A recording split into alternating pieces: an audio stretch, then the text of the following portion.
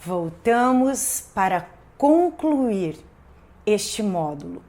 O módulo O Inimigo da Identidade Espiritual, chamado Pecado. O que aprendemos de tão importante? A origem do pecado. A origem do pecado não está no homem, mas estava numa personalidade celestial, espiritual. Um anjo que foi ungido e criado pelo próprio Deus, até que a Bíblia relata que se encontrou maldade nele. Como diz o profeta Ezequiel 28 e no livro do profeta Isaías capítulo 15. Então agora reflita. Ao influenciar o homem, e o homem, como vimos no princípio do pecado, se sujeitar à influência de Satanás, que estava encarnado numa cobra, num animal astuto, e conversou e convenceu Eva a cometer o pecado e conceber o fruto do pecado, que é a morte espiritual. Aquela morte espiritual passou para toda a sua descendência. O problema do pecado, como vimos, ele tem vários adjetivos, ele tem várias vertentes, ele tem várias áreas, como vimos na Bíblia, em várias passagens bíblicas, a advertência do apóstolo Paulo a respeito da corrupção que o pecado cria na natureza humana, manifestando todo tipo de adjetivo malévolo à natureza humana. Lembrando que esses pecados, a raiz desses pecados, estão na natureza caída de Satanás. Como o princípio, existe um princípio, aquele a quem você se sujeita, se torna o seu Senhor. Nós encontramos na localização da Bíblia em Romanos 6,16. O homem passou a ter um senhor, o homem era governante, administrador, um mordomo de alta confiança, poderemos dizer assim, de Deus. Deus deu, não num aspecto de serventia, mas num aspecto de paternidade mesmo, deu o jardim do Éden para ele ser expandido em toda a terra com governo e autoridade. O homem doou de maneira legal este governo e esta autoridade por meio do pecado. Então, reflita comigo depois de todas essas aulas deste módulo, onde nós vemos o pecado como um inimigo, sim, das nossas almas e do nosso espírito, da nossa identidade espiritual, da nossa filiação espiritual, que vamos estudar mais para frente. Reflita, não vale a pena permanecer no pecado, porque o fruto do pecado é morte. Em qualquer área que exista pecado na sua vida, o fruto dele é morte. Como nós vimos, Adão não morreu fisicamente. A vida dele passou a ser limitada, ele tinha vida eterna. Mas o que aconteceu, a morte que Deus falou é: o espírito que eu soprei em você é de vida abundante. Você começa a experimentar degradação em você, morte nas células do seu corpo, morte na natureza criada ao seu redor, corrupção no seu corpo, corrupção na sua mente, malícia em você, a partir do momento que você experimenta a morte espiritual. Ao nos arrependermos do pecado, então por que eu devo me arrepender? Porque o arrependimento é o caminho, nós vamos estudar ele passo a passo. Mas no final desta aula é interessante nós vermos já este caminho de arrependimento, porque nos próximos módulos você vai estudar outros inimigos e como Satanás nos influencia e nos cerca por vários meios de influência até nos fazer pecar, porque ele sabe que ele só consegue atuar e cumprir o propósito destrutivo dele quando ele nos faz pecar. Então, o primeiro motivo que eu devo me arrepender é fazer parar o propósito e a atuação malévola do diabo na minha vida. O propósito dele de destruição. Como vimos ali, é muito pesado todos os sinônimos que falam a respeito do destruidor, da destruição causada. E aqueles sinônimos, eles servem para cada área das nossas vidas que possam estar em pecado. Quando é e como eu sei que eu devo me arrepender? Como é que eu sei que eu estou errando? Existe uma sinalização dentro do ser humano, porque o ser humano recebeu agora a consciência do mal, mas recebeu a consciência do bem. E conforme você vai aprendendo os sims e os nãos dessa terra, até pelos princípios orgânicos, pelos princípios físicos e químicos, você sabe o que você deve ou não fazer. As próprias leis do sistema, muitas delas são para preservação da vida humana. Muitas regras e as próprias autoridades instituídas deveriam ser para proteção da vida na Terra. Então, por meio da sujeição a essas leis, não uma sujeição inconsciente e alienada, mas por uma consciência de preservação à minha vida, ao me sujeitar a essas leis, eu permito que elas de alguma forma promovam preservação da minha vida. Só que aí existem as leis espirituais e orgânicas, que dependem completamente do meu livre-arbítrio. Muitas vezes as pessoas não estão vendo o que eu estou pensando, o que eu estou comendo, ou como eu estou tratando o meu corpo e como eu estou sujeitando ele a um processo de desenvolvimento, tanto na minha mente como no meu corpo. Os outros não veem. No nosso interior existe uma sinalização. Assim como tem a sinalização por meio das regras, existe uma sinalização interna, falando pare, falando não faça. E vem em forma de um incômodo em mim, o que eu não devo fazer. Quando eu ouvir essa sinalização, ao me sujeitar, eu me livro dos frutos de morte. Eu me livro de entrar num cativeiro de pecado. E eu me livro de experimentar morte de alguma forma. Por que eu devo me arrepender? Porque a tua salvação também está em jogo. A salvação é livramento para a vida e é livramento para a eternidade. Eu nunca sei quando o fim de todas as coisas vai acontecer, mas de acordo com a palavra de Deus, a forma do mundo como nós vemos ele hoje, um dia vai ser completamente julgado. E como eu não sei a data exata que isso irá acontecer, eu me preservo em vida abundante até vida eterna. Veja, vida abundante é para o aqui e agora. E vida eterna é para a vida abundante até a eternidade, onde não haverá fim de nenhuma coisa. Ao preservar a vida em mim, além de experimentar livramento por meio do arrependimento, eu experimento preservação para a eternidade. Pense nisso.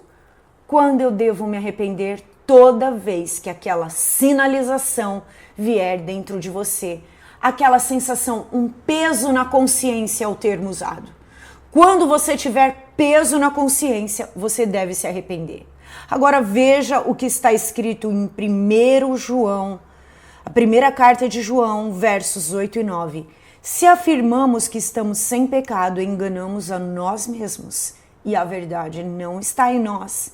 Se confessarmos os nossos pecados, Ele é fiel e justo para perdoar os nossos pecados e nos purificar de toda injustiça. Não é de alguma injustiça, é de toda.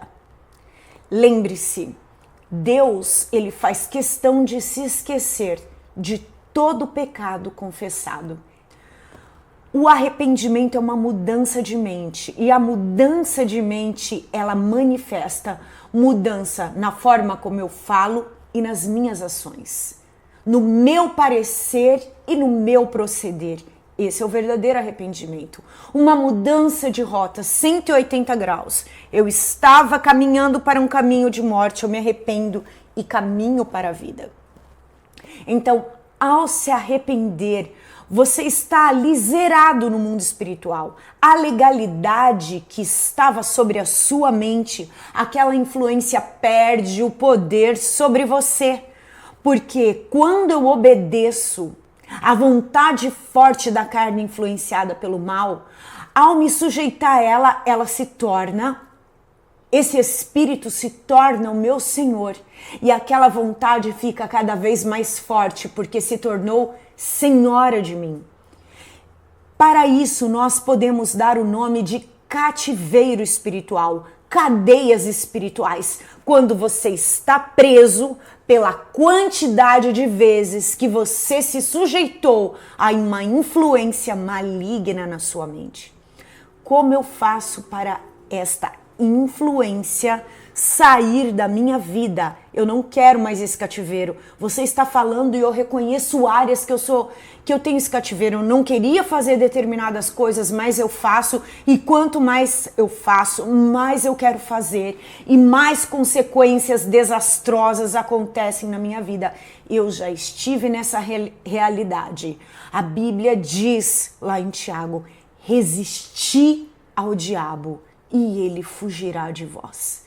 Você, em determinadas áreas onde você já está preso por aquele hábito pecaminoso, você vai precisar usar uma resistência, uma força, um leve esforço. Mas Meli, não é tudo pela graça? Você que conhece a palavra de Deus, você pode me falar, mas não é tudo pela graça? Sim. A graça, ela vem e se mostra salvadora na hora que você se arrepende. Mas o teu livre-arbítrio é um poder que Deus te concedeu. E você vai ter que usar o seu poder de decisão para dizer não às coisas erradas, para dizer não a qualquer coisa que esteja promovendo destruição na sua vida, no teu corpo, na tua alma ou no teu espírito, deturpando a tua mente, fazendo enfermar o teu corpo por meio de um vício químico. Tem coisas que não são ilícitas, mas elas destroem. Se você comer muito, não é ilícito, mas dentro das leis orgânicas é. Não é ilícito tomar um refrigerante, mas se você tomar muito refrigerante, ele vai promover morte nas suas células e no seu corpo, porque ele não te nutre. A mesma coisa, o que entra pelos meus olhos, dependendo do que eu assisto, o que entra pelos meus ouvidos e o que eu ouço, aquilo ali vai promover uma destruição, um tipo de mentalidade que não gera vida. Então, o seu livre-arbítrio, as suas escolhas, elas te encaminham para um desenvolvimento potencial, onde você caminha para governar,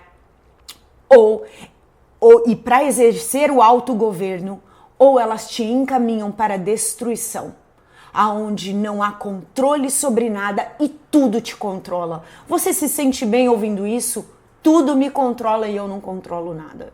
Você consegue só exercer o livre-arbítrio. Estávamos falando da graça, eu não esqueci. Quando a graça salvadora vem e te perdoa, aquela consciência de justiça, aquele alívio de saber que você está bem com Deus, aquele alívio de saber que você está bem com Deus, promove em você um novo ânimo. É como se te abrisse uma oportunidade de um dia novo, de uma página em branco para você recomeçar. E isso pode acontecer quantas vezes na minha vida? Quantas você for capaz de se arrepender e clamar por mudança. Você vai ter uma ajuda do alto para que isso aconteça. Eu vou fazer uma oração com você. Talvez você esteja ouvindo isso e você não tenha um contato de intimidade com Deus. E você precise de ajuda para ter uma referência para fazer uma oração dessa nas áreas da sua vida. Então eu vou fazer uma oração com você aqui no término dessa aula para você aprender. Vou fazer de uma maneira generalizada, mas com o meu coração verdadeiro diante de Deus. Para você aprender e depois você vai replicar isso nas áreas que você sentir, perceber, discernir que você precisa. Senhor, eu reconheço que existe áreas da minha vida que elas são fracas. Tem coisas no meu coração que eu não consigo parar de fazer. Apresente a área da sua vida neste exato momento. Senhor, eu me arrependo.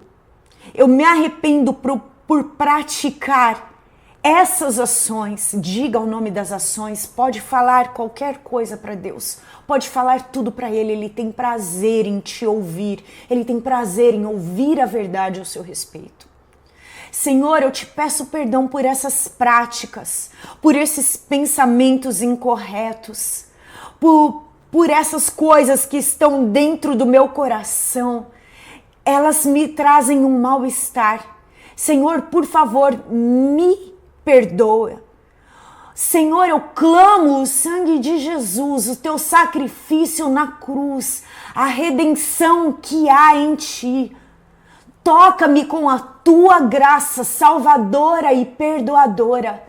Livra a minha mente da culpa, Senhor, e coloca uma mente de perdão e de justiça dentro de mim, para que eu possa recomeçar, Senhor. Eu quero recomeçar certo a minha vida. Nesta área eu quero recomeçar certo. Me ajuda a dizer não para os apelos, os desejos fortes da carne. Me ajuda a dizer não para os apelos da mente, Senhor, para as influências da mente que eu percebo que não estão me encaminhando para a vida, mas estão me encaminhando para algum tipo de morte. Senhor, me perdoa. Me visita com a tua paz. Espírito Santo de Deus, completa esta obra de arrependimento em mim. Me convença a respeito de qualquer erro, a respeito de tudo que Jesus fez na cruz, a tua justiça, e a respeito da eternidade do juízo. Em nome de Jesus, eu recebo a tua graça e o teu perdão. Amém. O que você precisa fazer agora? Renovar a sua mente. Leia a palavra, medite na palavra de Deus, estude principalmente o Novo Testamento, a vida de Jesus Cristo na terra, tudo que ele fez e os ensinos a respeito de Jesus Cristo que tem no Novo Testamento, do que a redenção te promoveu. Ao meditar na palavra, sua mente vai começar a ser purificada. Você pode ler toda a Bíblia, mas o Novo Testamento, como diz, ele é novo, é um testamento novo. E ele é para mim e para você, e ele tem efeito nesta época, no aqui e agora, neste tempo que vivemos hoje. Deus te abençoe. pratique a palavra de Deus. Espero que este conteúdo tenha abençoado a sua vida. Agora eles estão sendo liberados em novos dias da semana, toda terça, quinta e domingo, porque em breve teremos nova programação. Você pode transformá-los em verdadeiras devocionais e reflexões. Sim, as aulas sobre identidade espiritual. Você também pode compartilhá-las com seus grupos de estudo, com seus grupos da igreja. Se você gostou desse vídeo, curta, compartilhe e deixe seu comentário, pois ele é importante para nós e faz com que o YouTube compartilhe com mais pessoas. Aproveite e visite o nosso canal. Nele você vai achar testemunhos e pregações da Palavra de Deus. Eu quero aproveitar e falar para você deste livro que Deus me inspirou a escrever, o Guia Prático para Mulheres Sendo Transformada por Deus em uma Mulher Notável. Um guia para você ser transformada pelo Espírito Santo. Além de abordar vários assuntos do universo feminino, este guia conta com conteúdo bíblico em cada capítulo, questionários para autoconhecimento e declarações poderosas em forma de orações pessoais para a cura da alma e desenvolvimento pessoal. Você pode adquiri-lo na forma física ou digital pelo QR Code que aparece na sua tela ou pelo link da Amazon na descrição deste vídeo.